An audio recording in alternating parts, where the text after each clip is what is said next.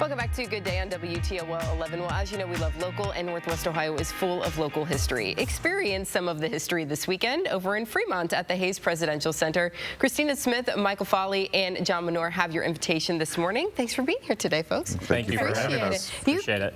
You came from not just far away, but from a long time ago, it looks like. Just a little bit, yes, ma'am. Right. So you have a big event coming up on Saturday at the museum. What's going on? What can people expect? Well, so this Saturday, we are having a winter camp, and it's going to represent a portion of soldiers' lives that a lot of people don't see at your typical reenactment. Okay. You know, most of the time there's these tents and they go out and they have a battle. Well, that was only a small portion of a soldier's life. They spent a lot of time, particularly in the winter months, in winter cabins that a group of 4 men would build, and they would be made with logs from local timber, and those huts could be made in a dizzying variety of ways simply because the skill of each group of 4 men would differ. So if you had a group of carpenters, the hut would probably be made to a higher quality. Sure. And if you had a bunch of clerks that didn't know one end of the hammer from another, it'd probably be of a lesser quality. And so they'll get to be able to see how they ate, how they would spend their days, and how these huts were done in really the mundane times of their lives, rather than the excitement of a campaign and then, of course, the horrors of battle. So you all obviously will be taking part in this. How long have you been doing the reenactments like this? This is year 52, I think, for me. Yeah. No kidding. What, started very young. I was like 13. I was at Whitmer High School, and 2 of my teachers were interested in doing it. We had some student teachers, college students, that were forming a unit.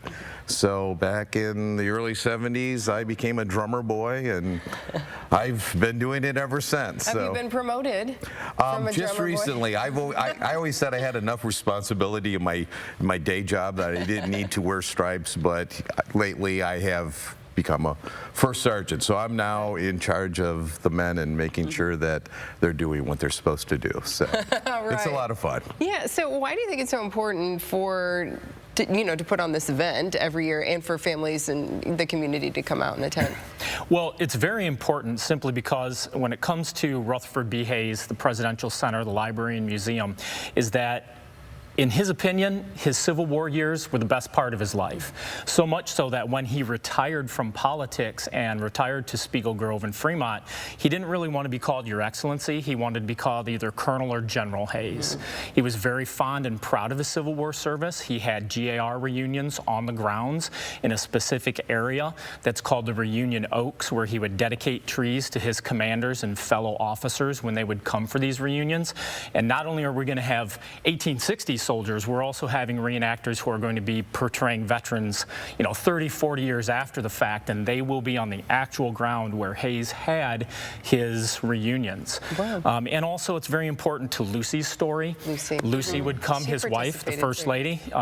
His wife would come and visit him in the winter camps, and she would go to the hospitals. She would mend soldiers' uniforms, read them letters from home, help them write letters if they were illiterate. So much so that the soldiers became so fond of her that they had a silver plaque made with an engraved log cabin and a poem that said, "To our mother Lucy." Oh. So it is truly a family story. It isn't just the president, it isn't just the regiment, it's his wife, his children would come to visit. So there's a lot to learn and find out this Saturday. Wow, fascinating, and it's right in our own backyard in Fremont. Not a terribly long drive from here, and we obviously have folks who live even closer. But talk a little bit about tickets and how people can get them and what else is going on. So tickets are available at rbhays.org. It's a full day of events. Some of the events are free. We do ask for a paid ticket for touring the camps, but we're going to have military bands are going to perform. We're going to have some talks.